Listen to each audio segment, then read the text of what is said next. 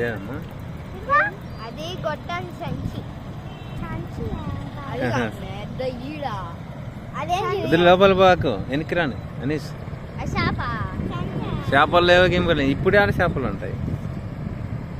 అంత మునిగిపోయింటే చేపలు కనపడాలా